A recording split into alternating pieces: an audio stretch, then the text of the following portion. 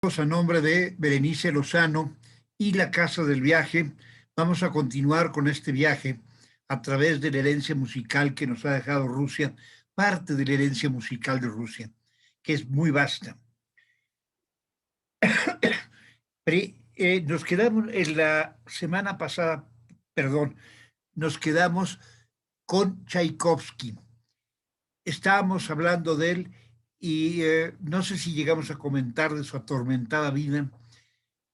Era un hombre con un talento muy desarrollado, igualmente poseído por una casi enfermiza sensibilidad. Él vivió toda su vida con la sombra de su tendencia homosexual, a la que él al principio luchaba mucho contra esto y parecía que era un problema de familia porque su hermano Modesto Tchaikovsky, también eh, era víctima de este problema que en aquel tiempo, se dice en la Rusia de aquella época, no, yo creo que en casi todo el mundo de aquella época, la homosexualidad era, pues, era vista como una desgracia. Y aunque ahora vivimos en una época en que se ha abierto y se ha luchado por no hacer a un lado a, a las personas homosexuales, todavía se vive mucho la discriminación por estas tendencias. No es 100% aceptado. Siempre tienen se les coloca una banderita como de hay que tener cuidado.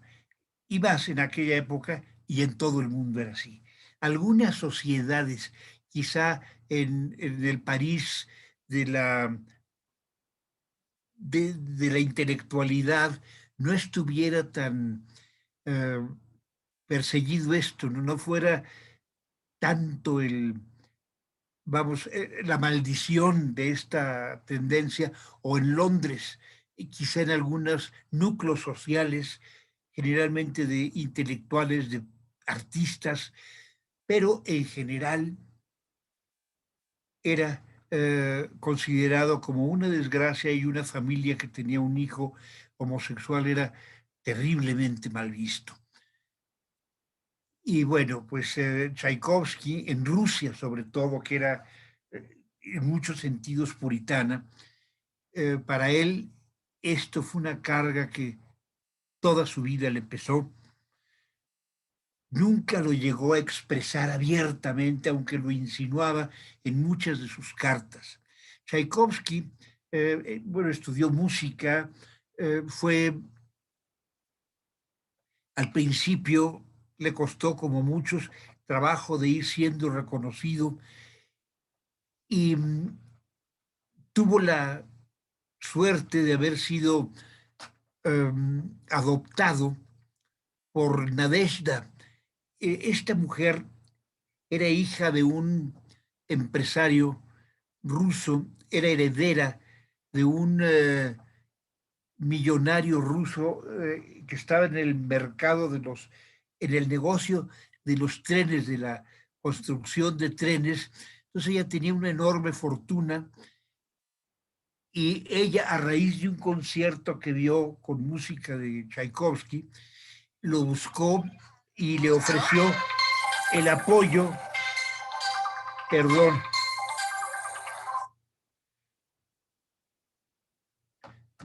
le ofreció el apoyo incondicional para que él pudiera continuar con sin que no tuviera que preocuparse de dar clases en el conservatorio, y que se pudiera dedicar 100% a la creación musical, a la composición. A lo largo de su vida, él realizó algunas giras dentro de Rusia y en Europa y en América. él llegó a venir al continente americano y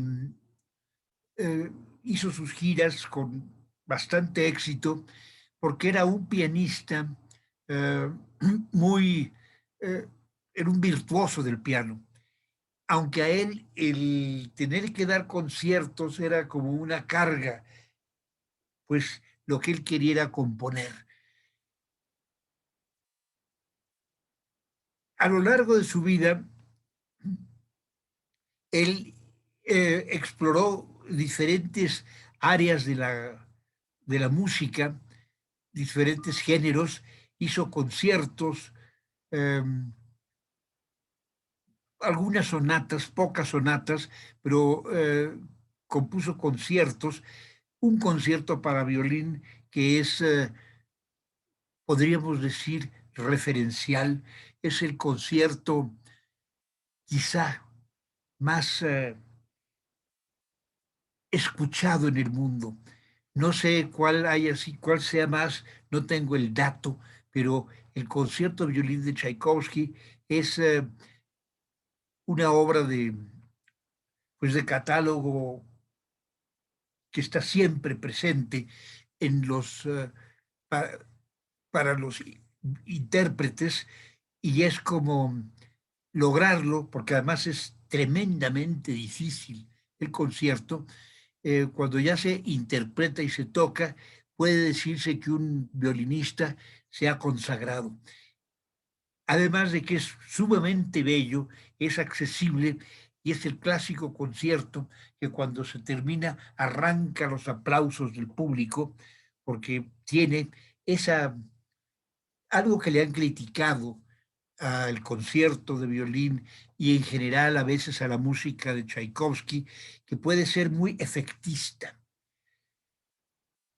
a veces exagerada, a veces demasiado dulce, demasiado melosa y como muy fácil para escucharse, lo cual la convierte en muy popular y a veces este exceso de popularidad puede considerarse como algo pues no muy exclusivo, no muy de la élite y a veces es vista como la obra en general de Tchaikovsky y sus conciertos como pues casi como un mal necesario.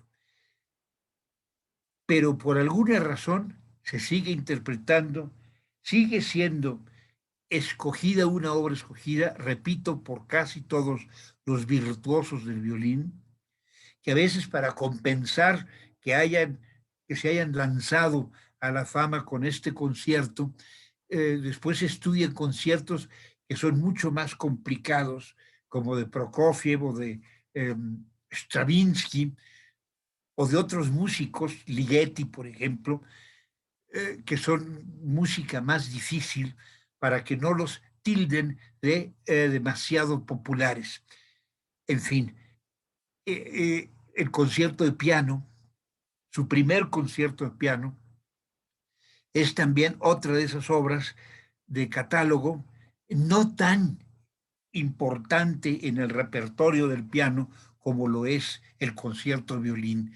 El concierto de violín, hagan de cuenta que eh, pues es un concierto universal y casi es obligatorio de todos los grandes violinistas a interpretarlo.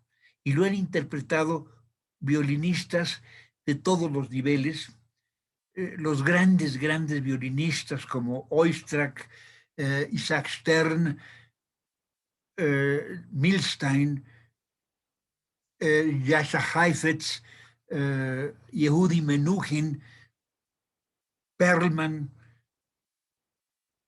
Hilary Hahn, Anne-Sophie Mutter, y de las nuevas, ¿verdad? Está Janine Jansen, ese, todas lo han tocado. Es como un paso necesario para entrar al gran nivel, al, ¿qué les puedo decir? A la fiesta de los grandes intérpretes del violín. También hizo óperas. Tchaikovsky compuso alrededor de 10 óperas. Sus más famosas son La Dama de Espadas o Dama de Picas, que es una obra, pues, la historia es bellísima, es una historia de Pushkin. Pushkin, el escritor ruso, el padre de la literatura rusa, hagan de cuenta que fue el proveedor de historias para las óperas rusas más importante. Él hizo el Boris Godunov, La Dama de Picas, Eugenio Onegin, etc. Muchas de las obras de Pushkin han sido después trasladadas a óperas o a películas. La Dama de Picas es una historia de un jugador, de un muchacho que está enamorado de una chica bellísima, Lisa, pero pues Lisa es de un nivel social bastante superior al de él. Hagan de cuenta que él vivía en la colonia eh,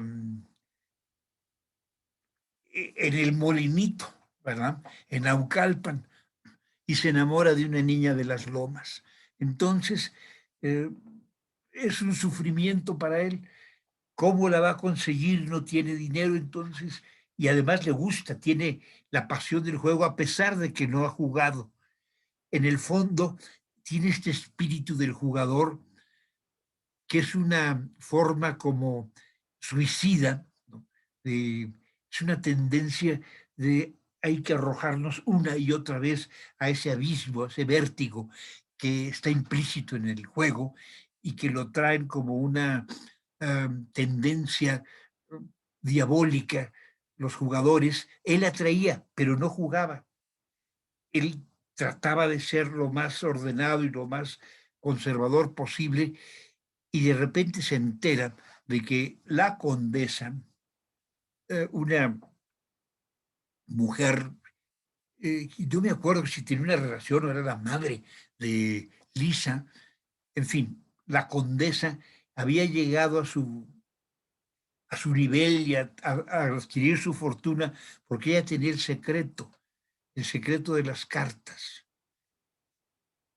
que era el 3, el 7 y el as.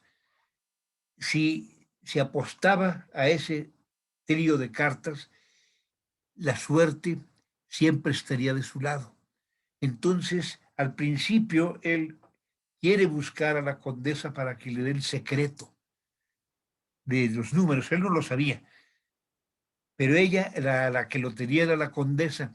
Entonces la buscan y la condesa se niega, dice, yo no te lo voy a dar. Y desesperado la amenaza a la condesa con asesinarla, saca la pistola y le dice, o me la das o te mato. Y la condesa se muere del susto.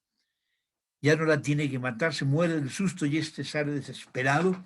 Pero entonces el fantasma de la condesa se le aparece a Herman, que así se llamaba el muchacho, se le aparece, le da el secreto, él lo oye como que lo ve, ¿verdad?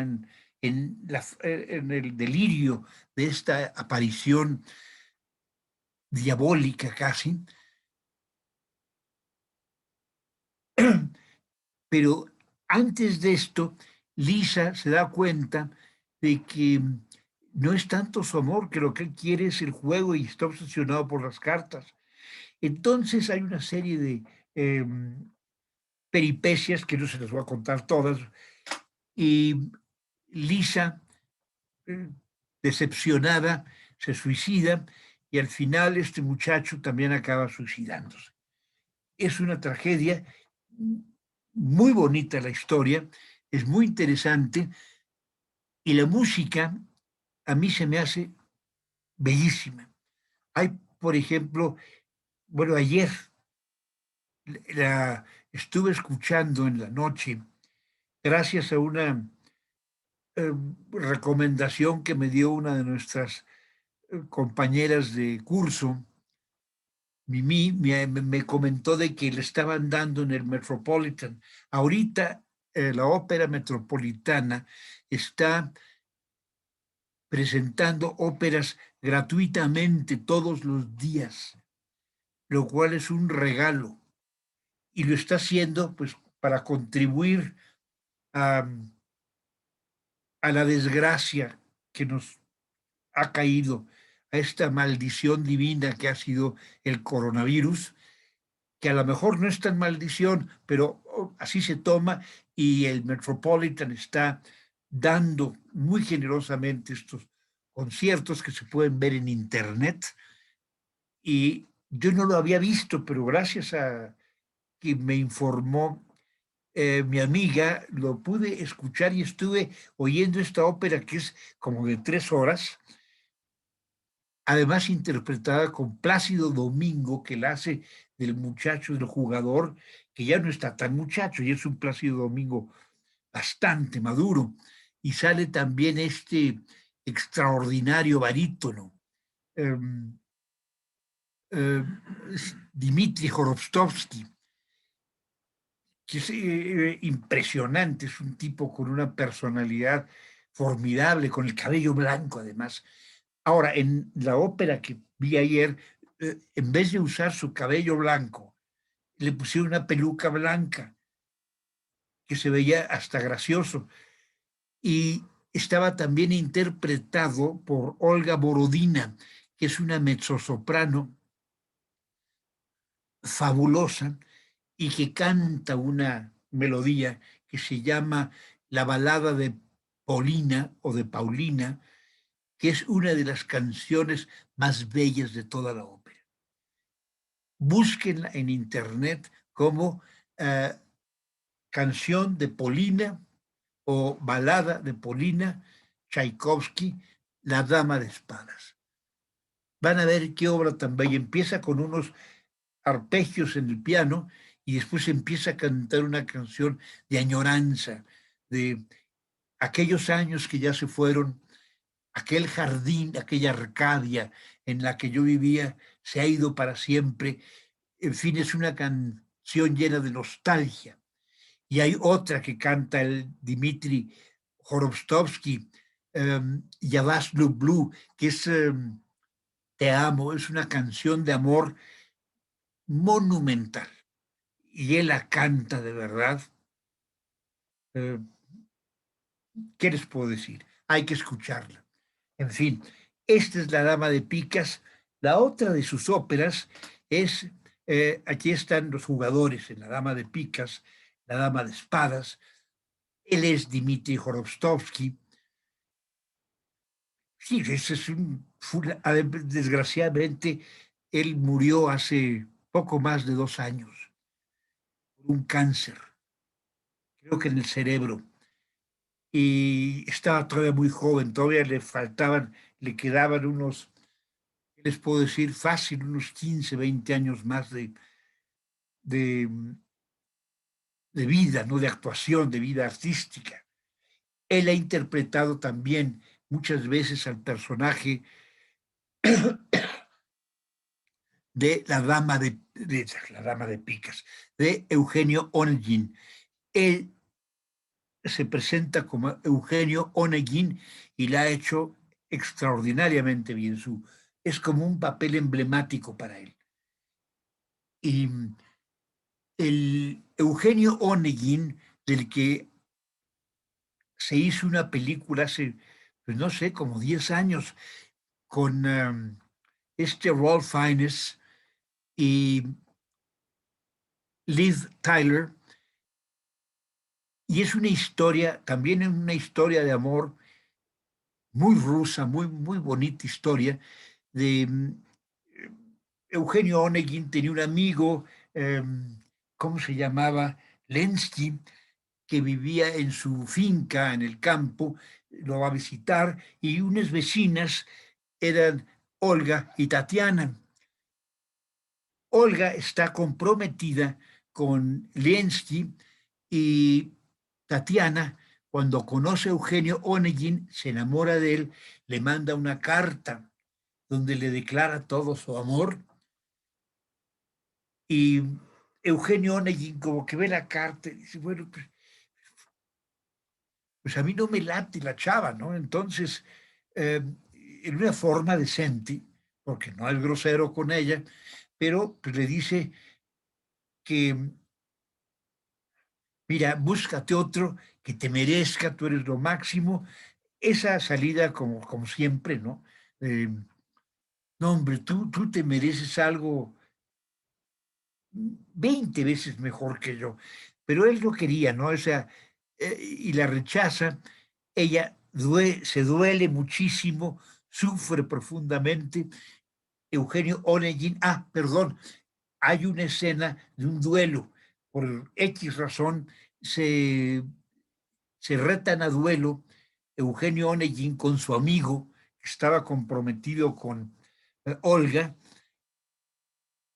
Muere el amigo, Eugenio Onegin se va, pasan los años y de repente aquel amor que le había sembrado Tatiana, como que empieza a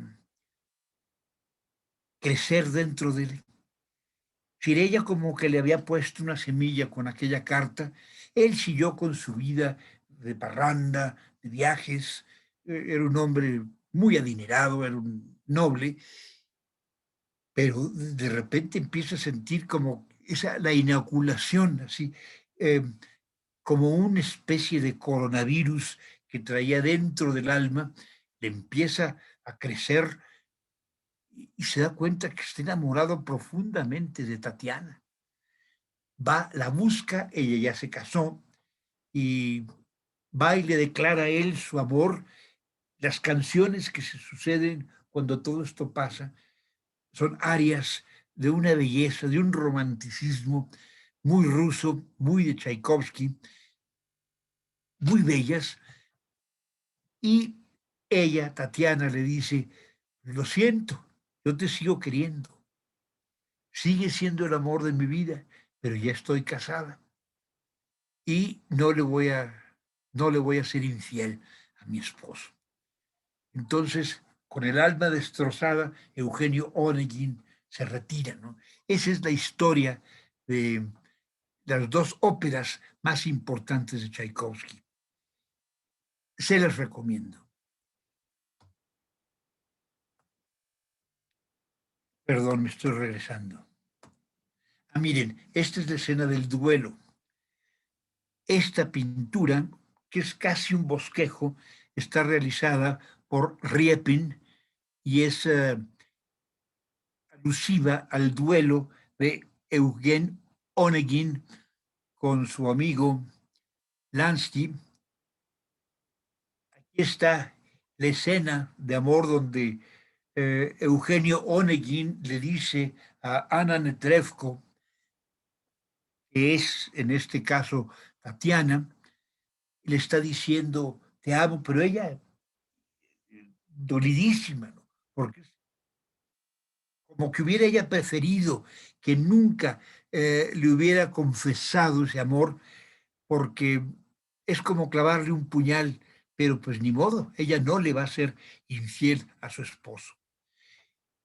Aquí tienen a Ana Netrebko, ya no en su momento, en su prime, como se dice en inglés, ya empieza a ser más madura como cantante. Sin embargo, su voz se ha profundizado y ha adquirido una textura, un terciopelo más profundo que el que tenía originalmente. Aquí es otra de las escenas de una película, no, perdón, esta es de una producción de la Ópera de Seattle. Este es Tatiana y Eugenio Onegin. Y aquí está la tumba de Tchaikovsky en el cementerio de Alexander Nevsky, cerca de San Petersburgo. Tchaikovsky también compuso otras obras como poemas sinfónicos, Francesca de Rimini, una obertura, la obertura heroica 1812, de la cual yo les recomiendo la versión coral. Esa parte inicial con los coros que revientan al principio, como en un himno, es muy impresionante. Después, bueno, ya les había yo mencionado el trío para piano, violín y violonchelo, el Opus 50, a la memoria de Nikolai Rubinstein, a la memoria de un músico, de un gran músico.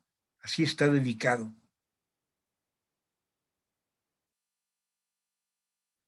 Esta es Nadezhda, la protectora de Tchaikovsky, y hacia la madurez de Tchaikovsky, un buen día le mandó, no por correo, sino con un mensajero, una carta diciéndole ya no te puedo seguir dando tu pensión.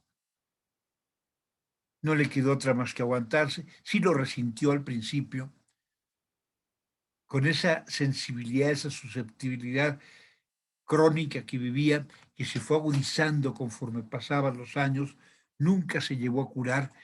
Y él llegó a padecer el pánico escénico.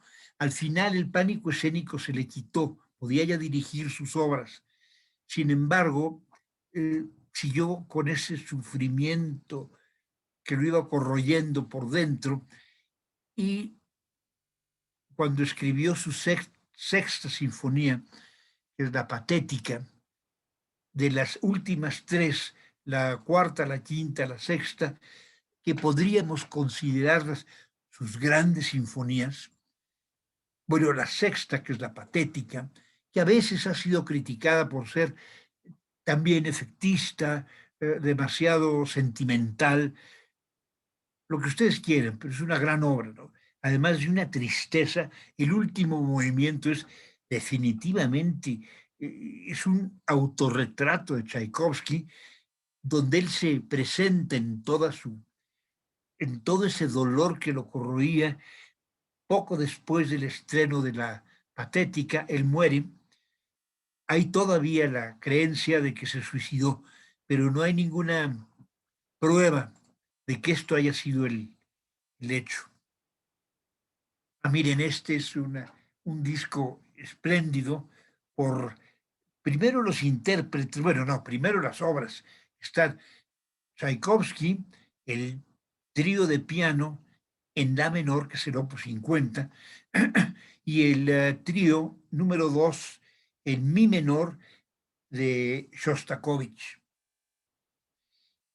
Estos dos tríos, ambos son dedicados a amistades muy entrañables de ambos compositores, ambos de judíos, tanto en el caso de Sostakovich, que incluso tiene una danza que suena como una danza hebrea, creo que en su segundo o tercer movimiento, y el de Tchaikovsky, que es una serie de variaciones y que a mí se me hace monumental. Como les había yo prometido, les estoy eh, poniendo una pequeña lista, una primera lista de unas cuantas obras. No los quiero abrumar poniéndoles una lista de 20 obras que nada más no van a escuchar. Les estoy poniendo 5 obras, si se escuchan unas 3 o 2 o una en este fin de semana, créanme que van a salir muy compensados porque empiezan a explorar este legado que es la música que nos ha dejado Rusia. En una de las versiones que les voy a recomendar del trío del Opus 50 está la de es Kissing, el violinista es Joshua Bell y el chelista es Moisha, el apellido se me fue, en fin, es este señor que tienen aquí en la portada, pero el que les voy a mandar lo pueden ver cómo interpretan el trío, cómo se dan la, como decir, se ceden el lugar para tocar, para interpretar, y es muy impresionante, sobre todo ver a este hombre con todo su aspecto hipioso, cómo se desgarra en el momento de estar interpretando este trío maravilloso.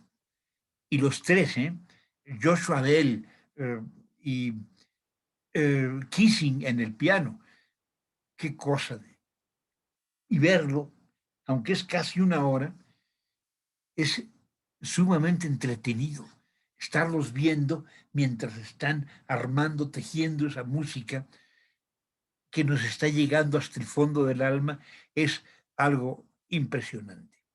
Bueno, eh, dejamos a Tchaikovsky y antes de entrar con los más modernos, pasamos a Alexander Glasunov, que él es un músico que todavía vivió hasta el año treinta y tantos del siglo pasado, ya en plena época soviética.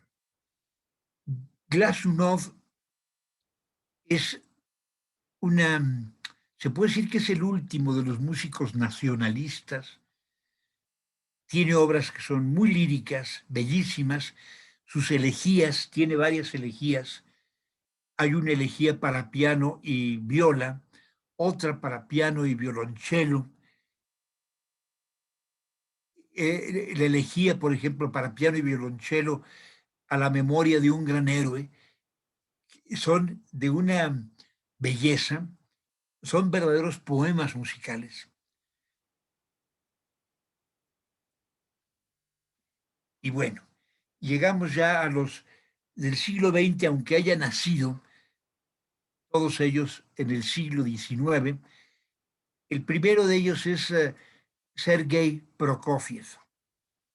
Sergei Prokofiev es es todo un caso. Fue un niño prodigio. Él aprendió a tocar piano desde muy joven. Fue un virtuoso. Toda su vida fue un virtuoso. Y gracias a esto, él pudo subsistir en momentos difíciles. Nunca le fue fácil. Su obra musical siempre tuvo un grano de rechazo, sobre todo que le toca eh, componer ya bajo el yugo soviético. El yugo soviético fue nefasto. Exigía cierta, eh, ¿qué les puedo decir? Cierto formato en su música que estuviera de acuerdo a lo que esperaba el canon soviético, que fuera heroico, entendible, en fin, tenía una serie de restricciones y músicos que son verdaderamente creativos no podían dejarse ir en sus vuelos creativos porque iban a ser rechazados. Y sus obras eran rechazadas, les llamaba la atención el buró del interior, hagan de cuenta, una KGB para los músicos y artistas que les exigía ciertas limitaciones, acotaba mucho la creatividad de los talentos y los tenía como restringidos, como metidos en una camisa de fuerza intolerable. Esto lo vivió tanto Prokofiev como Shostakovich, lo pudo haber vivido también Stravinsky, lo que pasa es que Stravinsky se salió, se fue a París, después a Estados Unidos, e hizo lo que quiso. Y perdón, discúlpenme, no es Prokofiev el que les estoy presentando. Él es Sergei Rachmaninoff. A Sergei Rachmaninoff le llaman el último de los románticos. Él se salió también de la Unión Soviética, de Rusia, más bien de la Unión Soviética, y él llegó a vivir la mayor parte de su vida en Estados Unidos, donde dio muchas giras de conciertos. Aquí tiene una foto de las manos de Rachmaninoff. Para que tengan una idea, este es el tamaño de manos, por ejemplo, las de Scriabin, que alcanzaban una octava. Daniel Barenboim, por ejemplo, que es un conductor pianista de nuestro tiempo, alcanza una novena, es decir, hasta 9 tonos. Lang Lang, una doceava, tiene unas manotas. Liszt tenía unas manos enormes, igual que las de Rachmaninoff, que han sido de las manos más grandes, y alcanzaban una treceava, casi 2 octavas. Imagínense el tamaño de mano. Eran casi como unos pulpos, ¿verdad?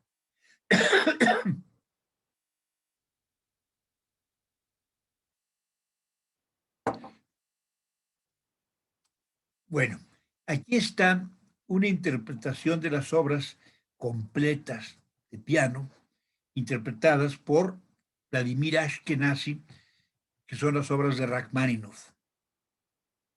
Rachmaninoff es quizá el músico ruso, junto con Tchaikovsky, más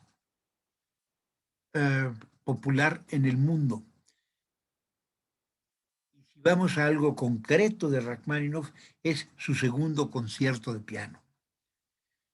Yo les platiqué la semana pasada de mi querido primo que Tchaikovsky se le hacía verdaderamente una porquería, el concierto 2 de piano de Rachmaninoff se le hacía abominable, y también les comenté que lo había vuelto a escuchar recientemente, interpretado por una francesa que se llama Hélène Grimaud. Qué bárbaro, qué concierto. Impresionante, a pesar de que es, si quieren, efectista, si quieren, con unas melodías que lo llevan uno al cielo, y no es el concierto para los grandes intelectuales, y ha sido muy criticado, como muchas cosas, por los críticos, a los cuales siento que no hay que tomarlos demasiado en serio. Los críticos tienen un problema. No son ni grandes músicos ni grandes intérpretes. Son grandes críticos, pero no se lograron ni en la interpretación ni en la creación musical. Entonces hay como una especie de frustración. Son músicos con un profundo resentimiento. Entonces les cuesta trabajo abrirse, y se vuelven en ocasiones muy quisquillosos. Y todo lo que es ser quisquilloso es una forma de limitación. No hay como escuchar la música sin prejuicios y sin, si se puede, sin la guía de uno de esos críticos. Hay uno que otro que de repente lo sorprende a uno, porque son siempre, sienten que su misión es abrir, explicar la música para que sea eh, disfrutada por todos. Pero hay muchos que no entienden eso, que la crítica la utilizan como un descargo, como un desahogo de su frustración interna, y, y nada más lo desvían a uno. Tengan cuidado. A veces es mejor no ser un crítico y no saber de música, oírla con toda la candidez, simplemente abrir la mente, el alma, el oído, la sensibilidad, quitarnos todos las piedritas del camino que nos puedan estorbar para el goce pleno de una obra de arte. Ahora, sí les quiero decir esto. Cuando escuchamos a Rachmaninoff, a la primera nos engancha. Hay otros que no tanto. Van a oír a Shostakovich, van a oír a Prokofiev, y no, de repente dice uno, pero ¿qué es esto? Es una música un poco demasiado inquietante, demasiado llena de disonancias. Ábranse. No quieran entender. Es decir, la música no necesita explicaciones. Lo mejor es abrirse, oírla. Si al principio no nos mueve, hay que darle una segunda oportunidad. Y no es función del músico. El músico compone, da lo que tiene dentro. Es función de uno como eh, amante de las artes, el abrirse y el buscar, el ir detrás del mensaje que tiene la obra de arte. A veces oculto, a veces muy oculto, pero cuando lo llegamos a encontrar es entonces es el regalo de, del espíritu. Esa es la gran maravilla del arte, que nunca nos va a defraudar. No lo defraudemos nosotros, cerrándonos a la primera. Rachmaninoff no es problema. Rachmaninoff, él se da con una facilidad y van a ver nada más qué maravilla.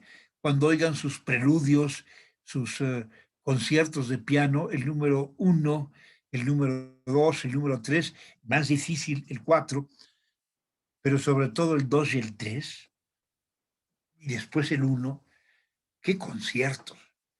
Yo recuerdo, hablándoles de mi padre, con el concierto 3 de Rachmaninoff para piano, que es el más largo de todos, ya hacia el final, era tal emoción que le daba que cuando llegaba esa explosión de la música, ese clímax final del concierto, decía, es como si nunca hubieras visto, es como un ciego que nunca ha visto y de repente abre sus ojos frente a las montañas o el mar. Y a mí me encantaba aquel paralelo que hacía.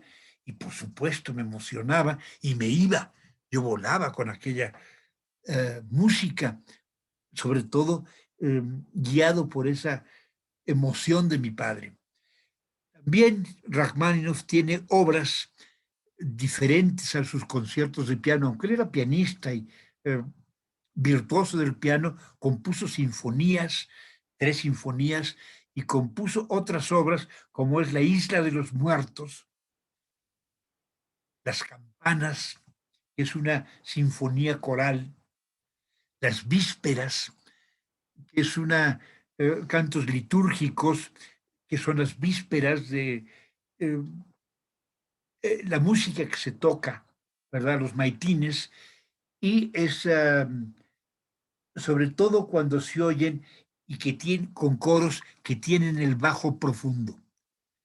Esas voces rusas que son muy bajas y que son casi como un rugido de la tierra, es bellísimo. Bueno, salimos de Rachmaninoff y nos vamos a Scriabin, que fue un músico que murió relativamente joven. Eh, Me dio curiosidad su gesto, este gesto como altivo, lo tenía desde que era niño, véanlo. Sí, la ceja levantada y así como muy arrogante. No era arrogante, era un hombre raro, era un hombre medio loco. Él fue se le llamaba, no es el inventor, pero parte de sus características era la sinestesia.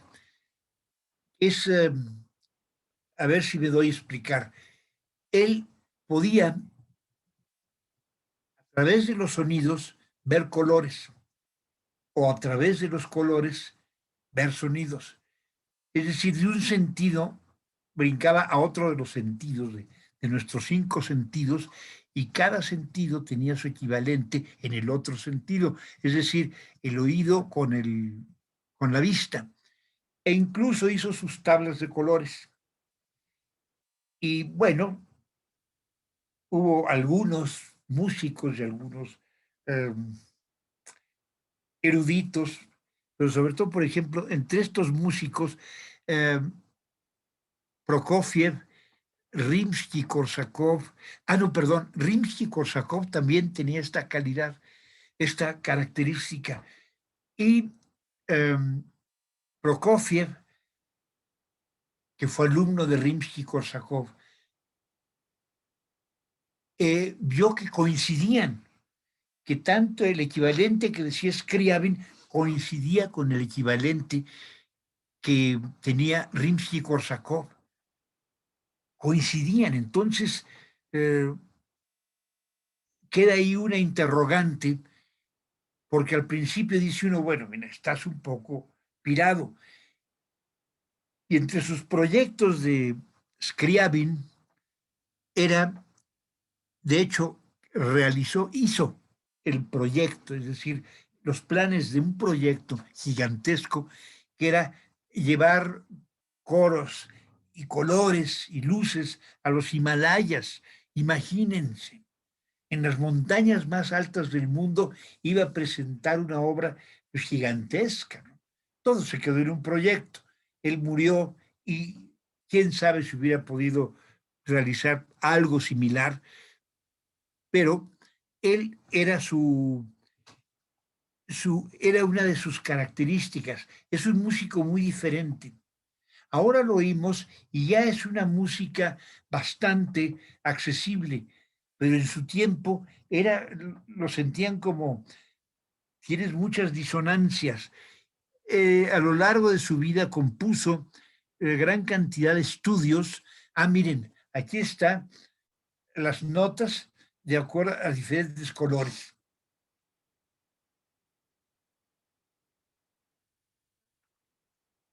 Y aquí tenemos los colores. Por ejemplo, el C es el Do, es rojo, el G es el Sol, D es el Re, A es La, E es Mi, B es el Si, Fa, Sol, Sol bemol y Fa sostenido, tienen el gris, el Re bemol, La bemol, Mi bemol, Si bemol y Fa. Este es el, el equivalente de colores con notas. Y bueno, pues todavía hay mucha gente que lo considera una extravagancia, otros lo consideran una forma muy pirada de eh, ver la música, pero él quería crear la música donde hubiera colores, hubiera drama, es decir, el arte unificado, todas las bellas artes unidas en una sola arte, cuyo centro, cuyo corazón iba a ser la música. Además de todos sus estudios y las obras que hizo para piano, un concierto de piano, hizo tres sinfonías.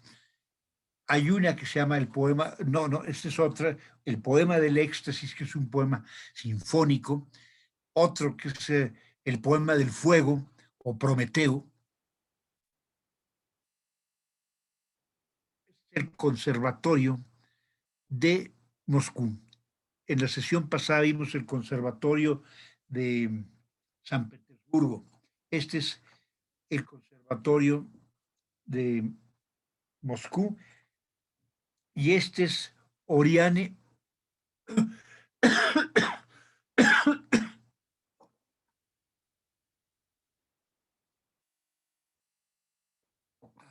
perdón, y ese es el palacio de Oranienburg, cerca de San Petersburgo, donde nació Scriabin. Y bueno, esto quiere decir que ya estamos entrando a una faceta diferente y no sé por qué, esto es totalmente uh, es algo que siempre yo he asociado y es algo muy personal, a lo mejor a otros les causa cortocircuito. La obra abstracta de Kandinsky siempre la relaciono con Stravinsky.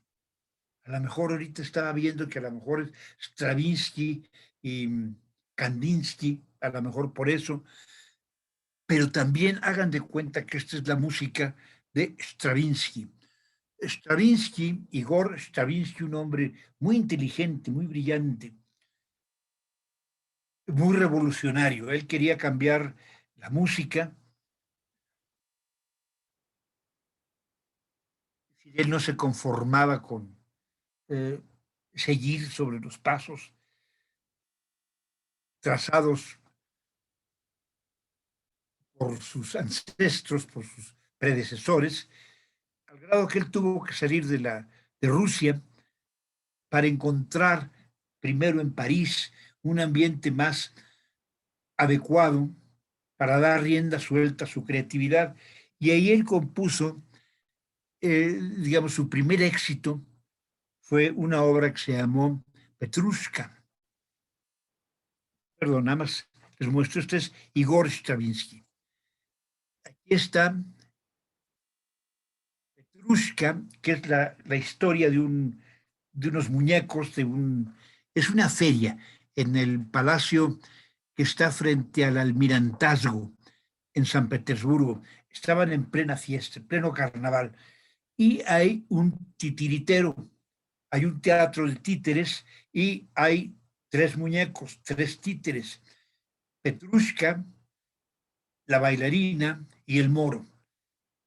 Tanto el moro como Petrushka están enamorados de la bailarina, pero la bailarina rechaza a Petrushka porque es demasiado burdo. Es decir, no es sutil, eh, no tiene galanterías, no es suave como el moro. En cambio, ella se vuelve loca por el moro.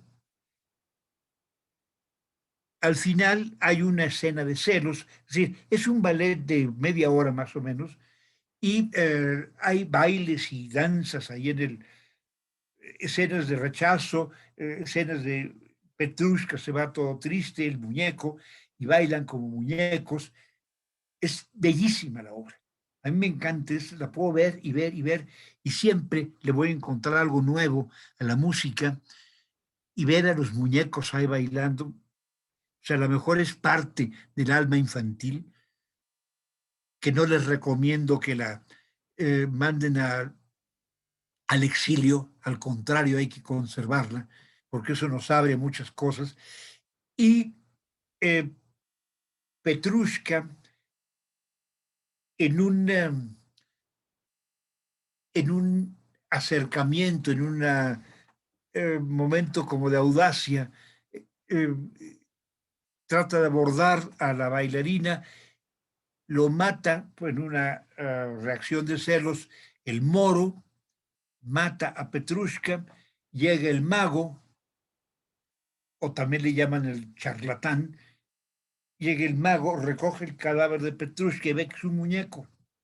E incluso en el ballet hay ese acto como de magia, de que de repente cae el bailarín, está tirado, y llega el mago también es una especie de muñeco, pero recoge al mono, al muñeco, y ya es un muñeco de trapo. Entonces, prácticamente lo tira, ahí queda tirado el mono, y de repente se lo lleva el mago, y la obra termina con Petrushka, que sale por sobre la carpa o sobre el teatro, sale el fantasma de Petrushka. Y ahí termina la obra. Es una belleza de ballet. Fue estrenada en París. Aquí pueden ver el Moro, la bailarina y Petrushka.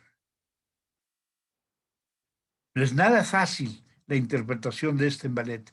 Esta fue estrenada por Diaghilev, el empresario, era el patrocinador, el director que dirigía todos los ballets rusos en París, con Nijinsky. Después viene El pájaro de fuego, que es otra obra bellísima de Stravinsky, basada en un cuento, que es el príncipe Iván, que llega y anda caminando y encuentra de repente a un pájaro maravilloso, cuyas plumas son de oro y de fuego. Imagínense qué cosa tan espectacular. Entonces empieza él a bailar y hay una escena de el que le llaman el pas de deux, el paso de dos, que es un dúo, un baile en pareja, y entonces el pájaro le dice, déjame volar, dame mi libertad y te regalo esta pluma. En el momento que me necesites, yo vengo contigo. Y bueno, pues accede el príncipe, el muchacho, se va el pájaro. Entonces el muchacho entra al jardín de, del ogro o del malo o del mago, lo que fuera, o del gigante, y ve que hay muchachas, empieza a bailar con ellas y en ese momento entra furioso el gigante, lo amenaza, hay una escena de duelo, además llama a todos sus ejércitos digamos, sus guaruras, y es en ese momento cuando invoca el joven a, al pájaro que viene, le ayuda, eh, mata al gigante o al mago perverso y se casa con una de las chicas que estaban ahí cautivas, que es la Zarevna, la hija del zar. Y ese es el cuento del pájaro de fuego, que es monumental, la obra de Stravinsky. Y esta es parte del pájaro de fuego, y tienen un diseño de Bakst, León Bakst, para la escenografía del pájaro de fuego, y aquí tienen la obra, yo creo que es de las obras que han causado más escándalo en la historia de la música, que es la consagración de la primavera. La consagración de la primavera, ahí Stravinsky ya lleva su genio, su inventiva, a meter ritmos primitivos, como los cantos de la tierra, de las plantas, tiene algo de salvaje, algo de violento, y causa un efecto en el público de París que pudo haberse armado otra revolución francesa. La mitad del teatro rechiflaron, insultaron, olvídense, fue una reacción desastrosa, y la otra mitad maravillada. Y esto lanzó a Stravinsky a la cumbre de la fama, y de ahí creció su importancia como un revolucionario, pero fueron estas obras de ballet el primer paso en su camino. Él hizo obras de, eh, bueno, de ballet, varias, además de estas tres, que son las más famosas y siguen siendo las más escuchadas. Hizo óperas, hizo conciertos, sinfonías, fue un experimentador de la música.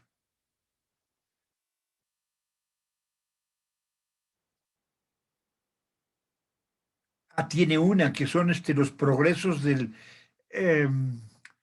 los progresos del perverso, los progresos del parrandero, y todo está basado en una pintura de Hogarth. Aquí está el parrandero y esta es una ópera de Stravinsky. Tiene otra que es Edipo Rey, y aquí está su tumba.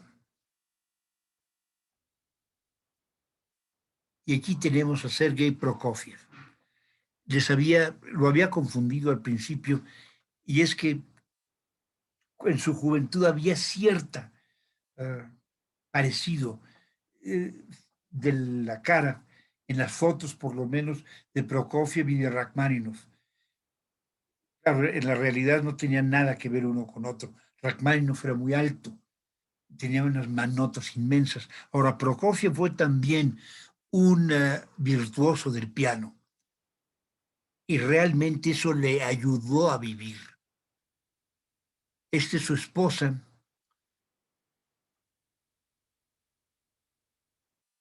era una cantante española, de la cual se acabó separando. Después ella estuvo en un gulag, en un campo, después de muerto él. Es uno de los más grandes músicos que ha dado Rusia. A mí personalmente, miren, yo nunca voy a renegar del placer que me causa escuchar algunas de las obras de Tchaikovsky, algunas de las obras de Rachmaninoff y muchas de las obras de Prokofiev y de Shostakovich. Estos dos últimos son más difíciles. No estamos tan acostumbrados a estas explosiones de música eh, que no llevan una melodía, que son como, ¿qué les puedo decir? Como terremotos. Aparentemente no tienen una cohesión, no tienen una unidad melódica, pero es la expresión del mundo actual y del mundo que nos ha precedido, de todo lo que es la primera parte de ese tremendo siglo XX, la primera mitad, que fue una época volcánica de cambios tremendos en el mundo. Entre las obras importantes de Prokofiev está el ballet de Romeo y Julieta, La Cenicienta.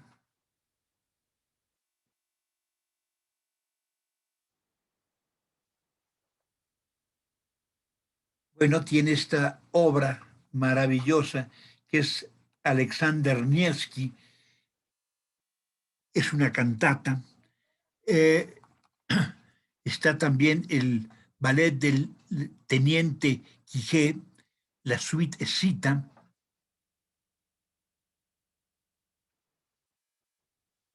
y a mi gusto, de lo más importante de su obra, es sus sinfonías, sus sonatas para piano y sus conciertos para piano y violín.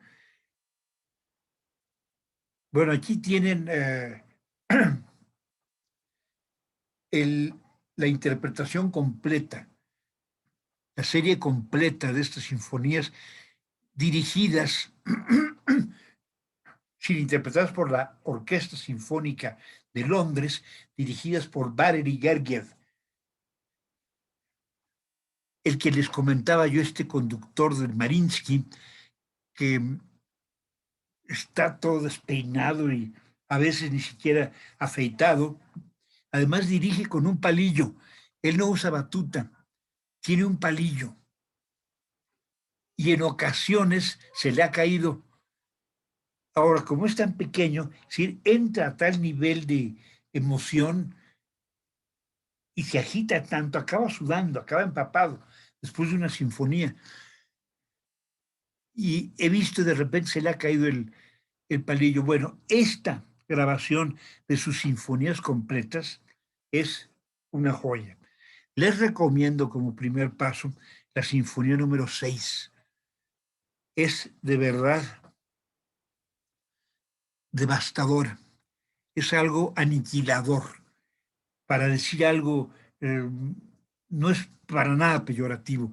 Lo que pasa es que es tal la fuerza de estas obras que nos desgarran, nos conmueven. Al principio cuesta trabajo, dice uno, pero ¿qué es esto? Hay otro, el concierto número 5. De sus conciertos de piano, el más conocido, el más famoso es el número 3, después el número 1, después el número 2, y el número 5 casi nunca se toca. Pero el número 5, en el cuarto movimiento, hagan de cuenta que se abre el mundo. De repente empieza a azotar el piano con tal vehemencia, con tal furia, que uno se pregunta, pero ¿qué traía el compositor dentro? ¿No? Hagan de cuenta que era un infierno, una revolución completa, peor que la revolución rusa. Es una música de verdad que nos remueve todas nuestras partículas. Siente uno que se va uno a atomizar, que todas las partículas, nuestras células, van a salir volando en un fuego enorme, ¿no? No sé cómo explicarlo. Hay que escucharlo. Se los estoy recomendando en las sugerencias que le estoy pasando a cabo para que después se las haga llegar. Bueno, aquí están las sonatas de piano interpretadas por Sviatoslav Richter, que es uno de los más grandes pianistas que ha dado. Era soviético, él ya no llegó a la etapa rusa, pero es gigantesco Sviatoslav Richter. Él y Emil Gilels, yo creo que fueron de los más grandes pianistas que dio la Unión Soviética. Ambos ucranianos. Emil Gilels, ucraniano judío, nacido en Odessa. Sviatoslav Richter era, creo que era protestante.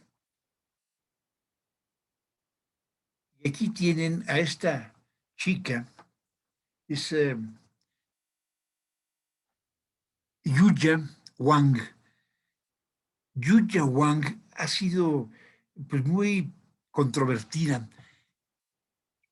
Es una muchacha china de Pekín,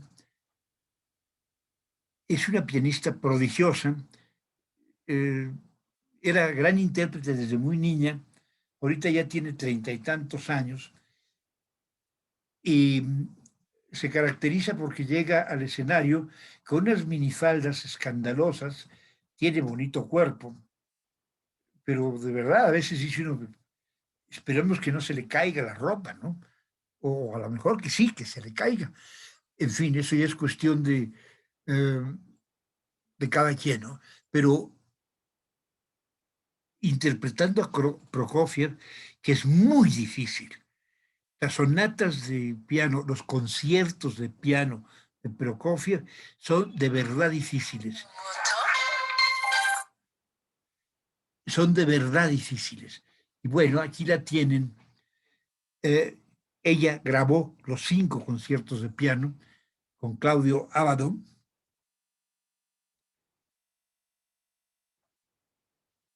Y por último, y me voy a ir un poquito más rápido porque ya es hora de marcharnos, aquí tienen a Dmitri Shostakovich.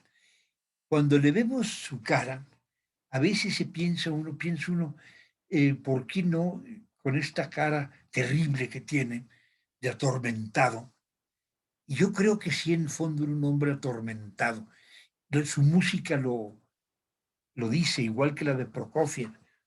Es música típica de la primera mitad del siglo XX. Es una música eh, poseída de guerra. Bueno, aquí está Dmitri Shostakovich. Aquí todavía no se ve tan atormentado, esto es cuando era muy joven. Y aquí tienen esta que nos recuerda a Andrés Manuel López Obrador. Si fuera músico Andrés Manuel López Obrador, y si usara lentes, sería Shostakovich. Al principio, y mucho le ayudó a hacer música para las películas chafas como esta, que es La Nueva Babilonia, una de estas películas chafas rusas, y él hizo 34 músicas para, hagan de cuenta, era el Ennio Morricone de la Unión Soviética, pero gracias a eso él pudo vivir porque a veces no tenía ni con qué comer. También sufrió mucho repaso, eh, eh, les puedo decir, mucho acotamiento de parte de las autoridades rusas. Última sinfonía no se adapta y a veces hasta lo llegaban a amenazar con mandarlo a algún gulag. Aquí está una versión completa de sus 15 sinfonías y de sus 4 conciertos, de sus 5 conciertos, son 2 de piano, 2 de violín y 1 de cello. Con Valery Gergiev.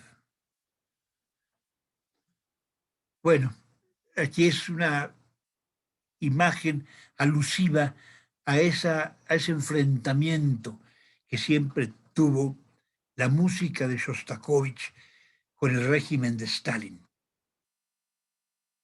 Le hicieron la vida de cuadritos. Entre otras cosas que hizo Shostakovich, hizo músicas para ballet, cuartetos para cuerdas, hizo toda una serie de preludios para piano y una de sus obras monumentales. Un día le pregunté al hijo de Berenice, a Mauricio, que si le gustaría montar alguna vez esta obra. Y me dijo, sí, así como diciendo, sería un... Espero que algún día se le haga, porque tiene todo el talento bueno, muchacho, yo lo veo muchacho, ya no es ni tan muchacho, pero él me comentó que sería feliz de presentar Lady Macbeth del barrio de Mitensk. Es una ópera tremenda, tremenda. Es la historia de un adulterio, Lady Macbeth de Mitensk, que es Caterina Ismailova, le pinta el cuerno a su marido que está de viaje, ella vive en la casa del suegro, y en un momento en que el suegro no la ve y llega un obrero ahí, el obrero entra, invade en su cuarto y ahí tienen el primer encuentro y toda la música que acompaña esta, entrecomillado, violación, porque al principio puede parecer una violación, pero al rato ella está más prendida que él, yo creo. El caso es que se van al campamento, a la cárcel, porque matan al viejo y, y todo termina en una tragedia tremenda, pero es una obra gigantesca, de verdad. Difícil, vuelvo a decirles, no son obras que tengan dulzura, requieren escucharse varias veces, como todas las grandes obras del talento humano. Bueno, con esto terminamos esta sesión. Nos vemos el martes, la semana entrante vamos a terminar con todo lo demás del legado cultural de Rusia. Les agradezco mucho su paciencia y disculpen que me haya colgado 15 minutos.